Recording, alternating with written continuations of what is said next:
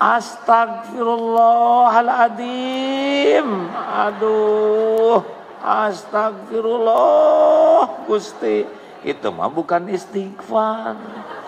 Itu mah emosi yang dimodifikasi.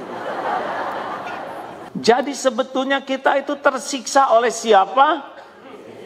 Diri sendiri.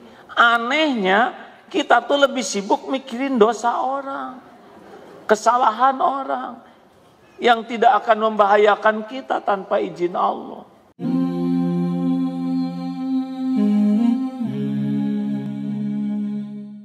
Bapak nggak usah rewel ya di rumah kalau istri rada kurang menghargai jerih payah Bapak. Tuh Pak katanya, tetangga mah ganti-ganti mobil, kalau Bapak mah ganti penyakit.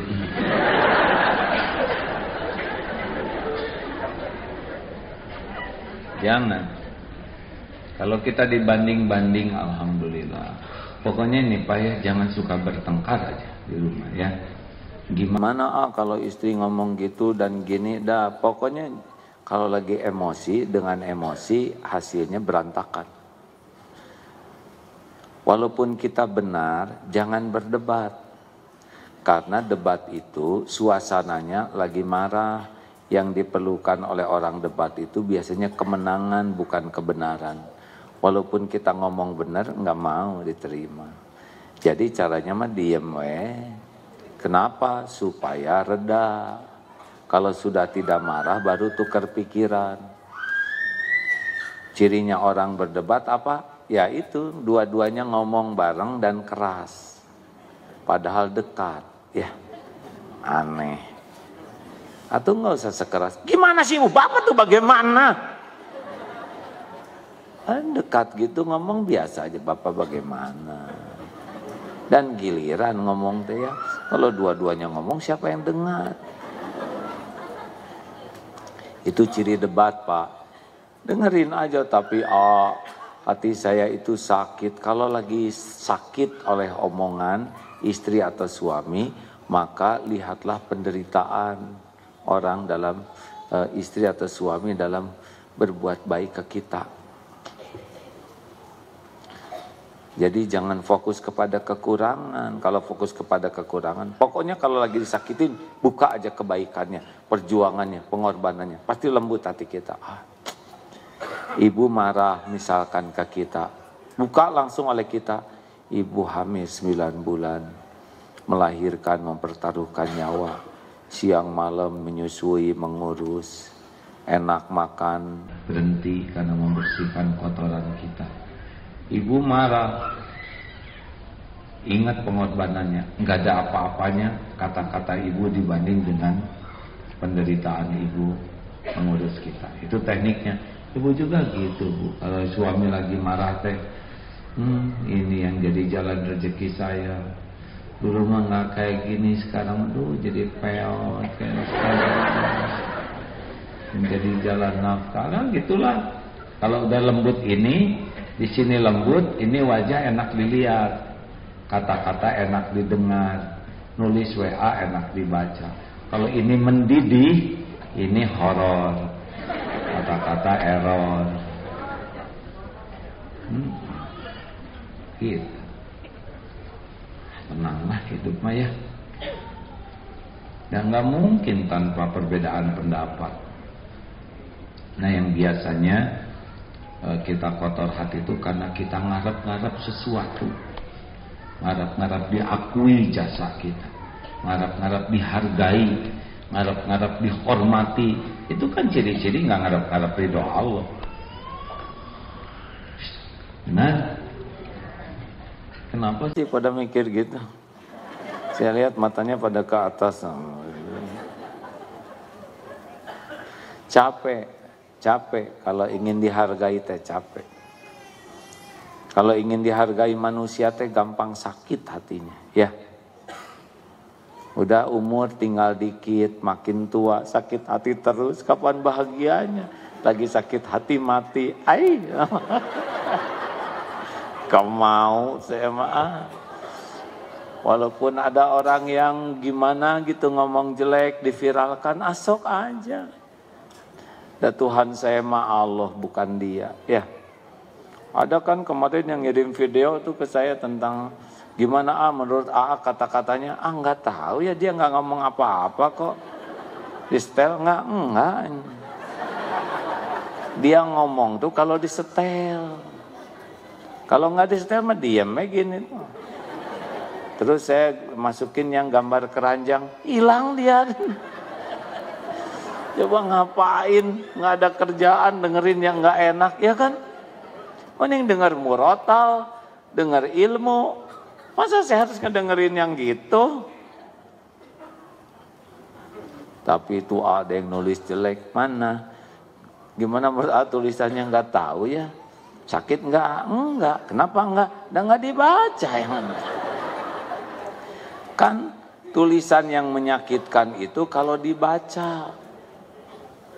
Kata-kata yang menyakitkan itu kalau didengar. Janganlah, hidup kita belum tentu panjang. Mungkin sebentar lagi udahan. Masa mau dirusak terus? Ada kalanya memang kita harus mendengar. Kalaupun takdirnya harus mendengar, ya kita harus pintar-pintar menata hati. Jangan sampai jadi busuk hati kita.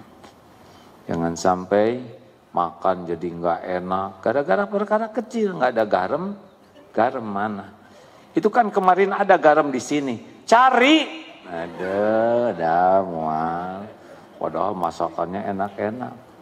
Mau tidur. Ini kenapa bantalnya yang ini? Udah diganti belum sarung bantalnya? Udah berapa lama? Saya tuh mual tuh. Nggak bisa tidur. Ada yang begitu. Naik mobil bagus-bagus. Ini AC-nya kurang dingin nih. Udah dingin, freonnya diganti belum? Belum Pak. Aduh, harusnya diganti. Jadi stres sepanjang jalan. Mending naik ojek gue daripada naik.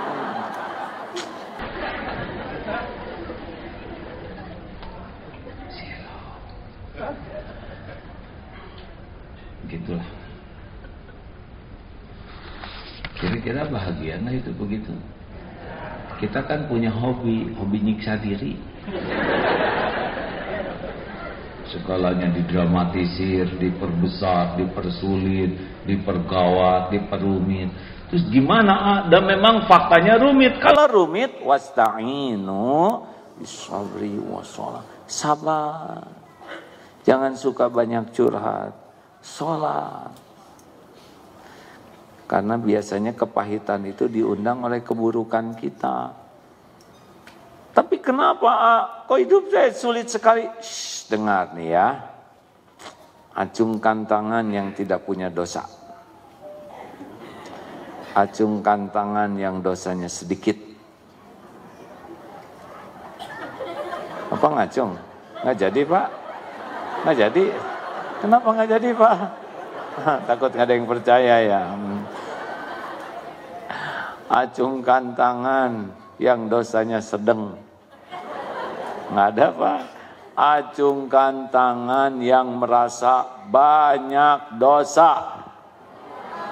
Tuh, ada yang nggak ngacung kenapa? Karena saya banyak sekali ada. Sekarang siapa yang mengancam hidup kita? Dosa orang lain atau dosa sendiri? Jadi sebetulnya kita itu tersiksa oleh siapa? Diri sendiri. Anehnya kita tuh lebih sibuk mikirin dosa orang, kesalahan orang yang tidak akan membahayakan kita tanpa izin Allah.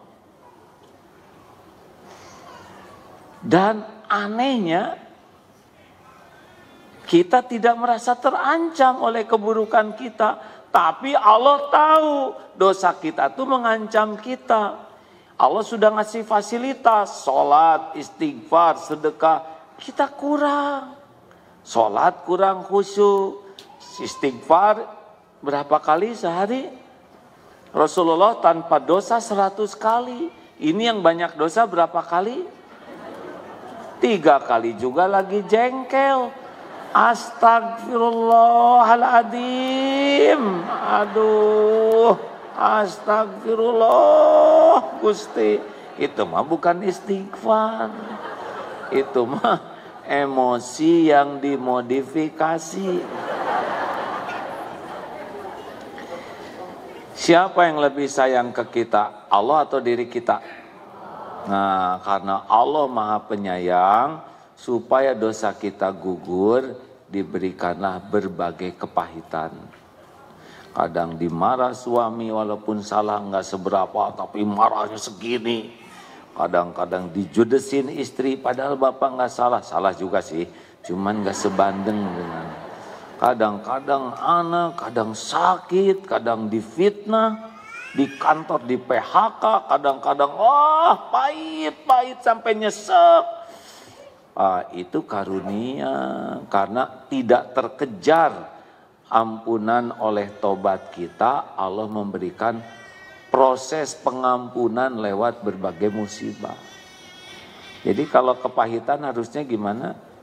Sabar, istighfar yang banyak. Tapi gimana, ini nyesek sekali, aduh, tobat. Dosa saya apa? Itu dia, nggak ngaku ya. Suka ada yang marah tuh hadirin, kalau disuruh tobat tuh, tersinggung katanya.